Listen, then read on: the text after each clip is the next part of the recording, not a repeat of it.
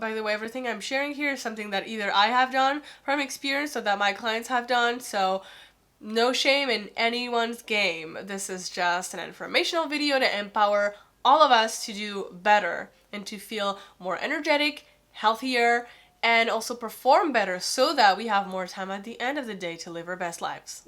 Back in my corporate days, I really tried eating healthy. But little did I know, some of the things that I was doing were actually ruining my energy levels and draining my performance at work, which is not what we want when we aspire to have a better work-life balance.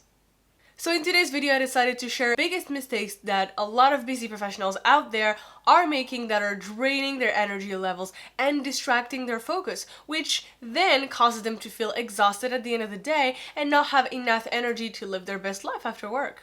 Hey, for those of you who don't know me, I'm Wafa, an ex-investment banker turned career wellness coach and speaker.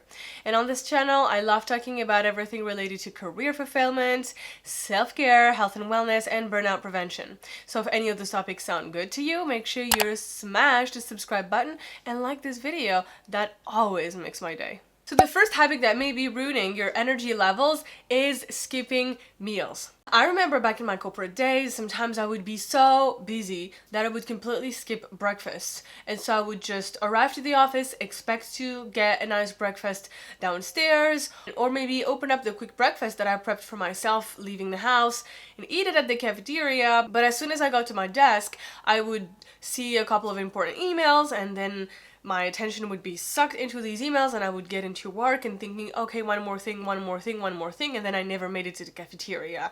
Next thing you know, it's noon, you haven't eaten, and now you're starving, and guess what? You're overeating. When we skip meals, our bodies don't understand what's going on. So as a defense mechanism, they shift into famine mode, hunger mode, and they panic. And so they think, oh, this is a shock. We were not fed right now, so next time we get a chance to get a meal, let's eat as much as possible to replenish our batteries so that next time there's a situation, we're good, we're armed, we'll be prepared. So unless you're doing proper intermittent fasting, where you eat a very clean and nutritious dinner and then you plan to intermittent fast for 10 plus hours, and then plan on eating a very clean meal after that will replenish your body and leverage that intermittent fasting you did, that's just called skipping meals. It slows down our metabolism anyway, and then as I said, once we get to eat, we tend to indulge on carbs or overeat, which then causes us to not be as productive. So here are my tips if you tend to skip meals because you're too busy and focused at work. Number one, I would say consider intermittent fasting, and if you find that this is something that's beneficial to you, consult with a doctor, a nutritionist, and even a nutrition coach to see if that's a healthy option for you.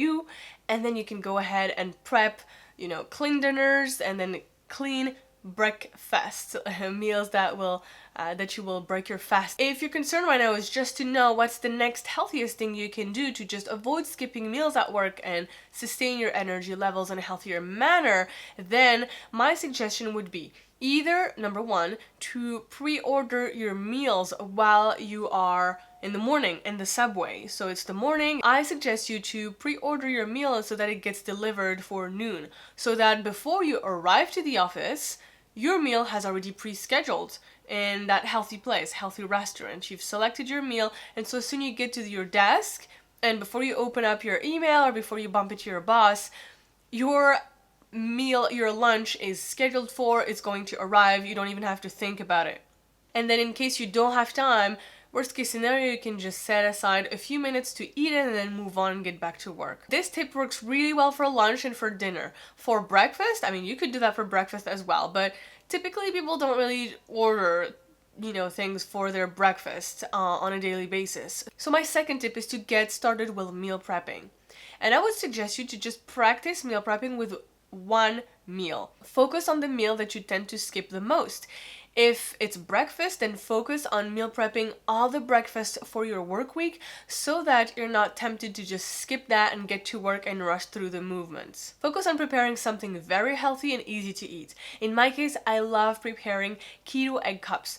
It's something that's super easy to prepare, and I can make 12 units in one sitting, and that lasts me a whole week. The second habit that may be ruining your energy levels and distracting your focus is snacking. People tend to snack out of habit because they're bored, because they're emotional, or because they're hungry. And typically we all know that around the office, snacking options are typically really poor and filled with sugar. And I know that snacking is very tempting, especially when we go to the office, because, you know, people like to take a break at the cafeteria and mingle, network, and check in with themselves and check in with, you know, the metrics and how far they're moving on their projects. While they're having a conversation, they don't notice that they're, you know, ordering a cafe with sugar, they're ordering tea with sugar, they're ordering some snacks at the vending machine, and just before you know it, you're snacking on tons of sugar that's not really good for you. And even when we work from home, we can get tempted to take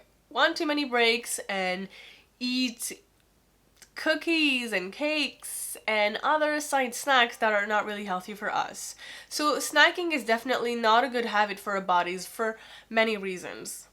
So when we snack too much, we keep spiking insulin levels in our bodies. Insulin is a hormone secreted by the pancreas in our bodies, and essentially what it tells the body is to store all the sugar that's in the blood, in the fat cells, and in the muscles in the form of glucose for later use. So every time we eat, triggers the insulin spike. So every time we eat, the body secretes insulin to be able to store the excess sugar and to transform it into glucose for later use. And so every time we snack, insulin levels goes up and up and up and up, and over time that's really bad.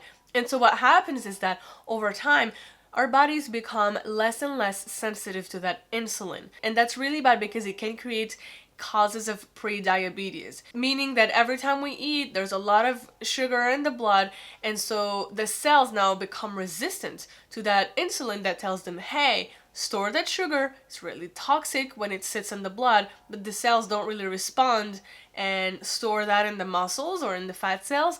That's bad.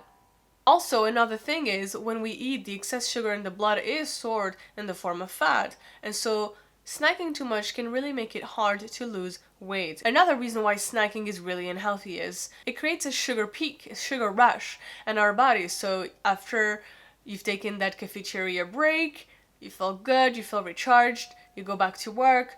Little do you know, 30 minutes, 1 hour down the line, you start feeling a little tired and unfocused. Your brain gets foggy. And that's not because you're lazy, that's just because basically in your body you've experienced a sugar peak, and then because sugar is a very fast fuel for our bodies, it's not a long lasting, it's a short lasting form of energy. It got burned really fast as you were solving problems at work and getting things done, and then there's a poof, a spike down, a decrease in the sugar levels in the bodies, and that's annoying because that completely disrupts our focus, and it creates mood swings. It can create a lot of other trouble and inflammation in the body. So if you're used to snacking for a while, it may be really hard to suppress that habit right now. So either you go down the intermittent fasting route, which I talked about earlier, and then obviously consult with a doctor, consult with a nutritionist, consult with a nutrition coach to make sure that that's the right choice for you and your health. Or if you were told by the doctor that's not a good option for you, or that right now you really don't feel like you have time to do the research on that, and all you want to do is to take baby steps and to just find a healthier snacking alternative, here are my top tips for you. So my first tip for you would be to reduce the amount of snacks you're eating per day. Some people eat 2 snacks a day, 1 in the morning and then 1 in the afternoon. Some people eat 3 snacks a day, 1 before the workout, 1 after the workout, 1 in the morning. And some other people just eat 1. So depending on who you are, aim at reducing the amount of time you snack per day. For your snacks, I would highly recommend, if you get far away from the sugary alternatives, get far away from the fast sugar, fast carbs options, and rather focus on snacks that are dense in fats and in protein. Why? Because fats and protein are long-lasting source of energy versus carbs/sugar. The third habit that may be ruining your energy levels is binge eating. This is one that I've mentioned a few minutes ago in my first point. Back in my corporate days, I remember obviously skipping meals, as I mentioned earlier. And then when it was lunchtime, oh my gosh, we would start lunchtime around 2, sometimes 3 p.m. because we had so much to do in the morning. And then we had meetings around noon, and then we had client calls. So then I would only get to lunch around 2 to 3. And then what do you do at 2 to 3 after you fasted all day? You go on a big lunch break. You're exhausted. You're hangry at that point, so hungry and angry. And I remember going to Chipotle, I remember going to eat pasta and like huge bowls of pasta. Oh my gosh. And so then you would eat so much that after you would be in a food coma. After we would all be in this food coma and it would be so hard to focus. So binge eating is a big no-no if you want to keep your focus, remain sharp, and, very productive. And the thing is, when it comes to binge eating, we typically tend to binge eat on things that are not super healthy for us. So it's carb-loaded meals that will, as I said, spike our insulin levels. We would snack on fatty and fried stuff. So typically, people snack on things that are not really healthy for them. There are many reasons why that habit is unhealthy for our bodies. Number one, it stresses our digestive system. When we eat a lot of food at once, it really puts a lot of strain and a lot of weight on our digestive system, and they have a lot to digest at once and for a long period of time. And that can create stomach cramps, that can create acid reflux for some people, that can create bloating. Definitely remember feeling bloated at the end of the day, while I was wearing bodycon dresses with heels, so all day I would feel fresh, but towards the end of the day I would just feel very uncomfortable. Another thing is, as I mentioned, insulin resistance, right? So you eat that heavy meal, you feel great for a few minutes, and then you just feel tired the rest of the afternoon because of that big meal. And then after a big meal, your body gets a huge quantity of energy.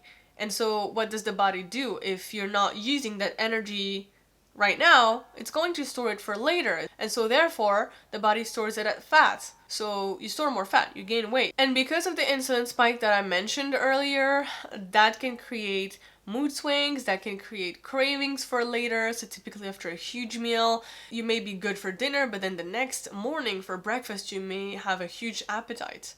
So that's also one of the reasons why binge eating is not a good idea. So here's some tips for you to avoid falling into this trap of binge eating. Number one is, as I mentioned, don't skip meals, because when you skip a meal, you're hungry, and so the next opportunity you get to eat, you're going to eat something that's yummy and sweet or fatty and heavy, and you're going to eat a lot of it.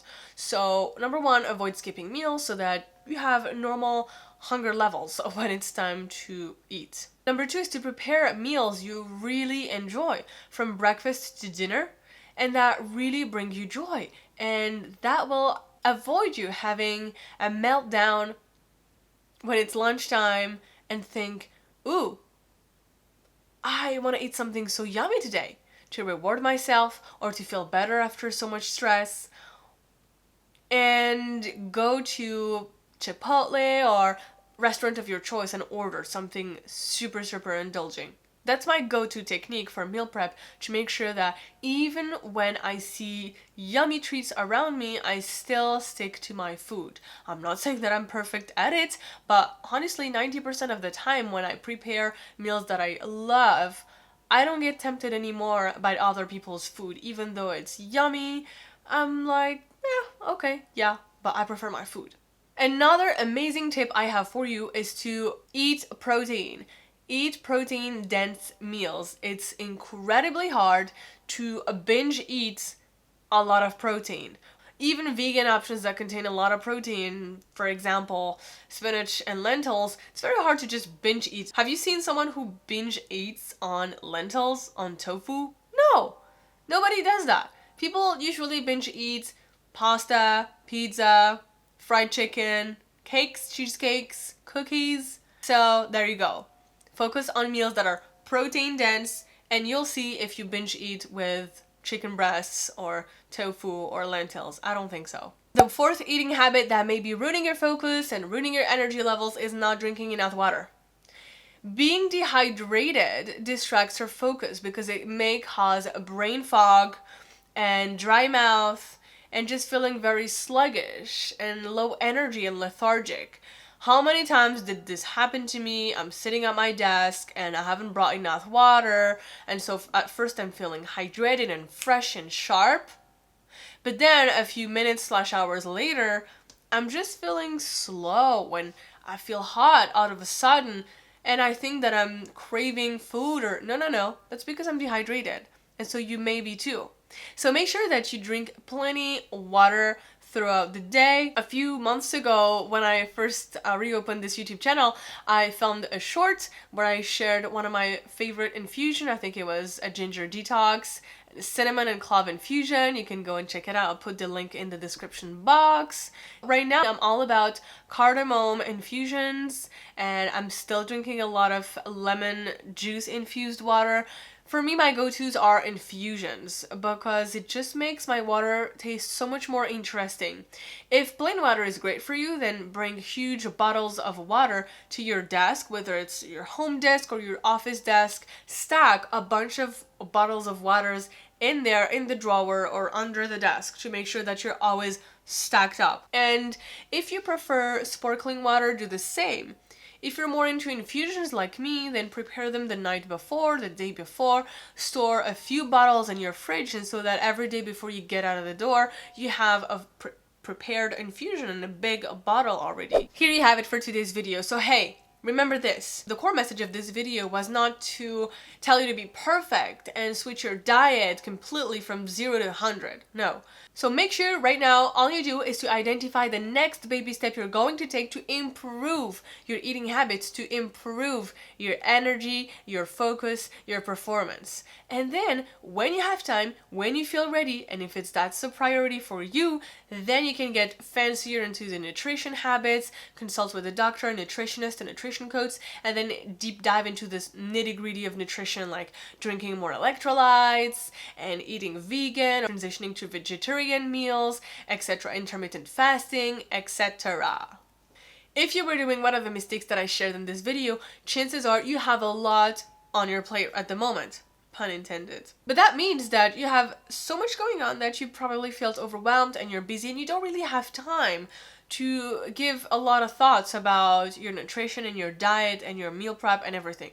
So I would really advise you to not compare yourself to others, not strive for perfection, and find a system that works for you. I've strived to share a lot of very practical tips that would really fit the habits of a super busy professional in this video. And you know, if ordering your meals in advance is the easiest way that you can keep focusing on your work and on your career and on your family life and your personal life, but still improve a little bit your nutrition, then go for it. Which tip resonated with you the most? Let me know in the comments below. And if you enjoyed this video, give it a good like and subscribe to my channel for more. Thank you for watching. See you next week. Bye.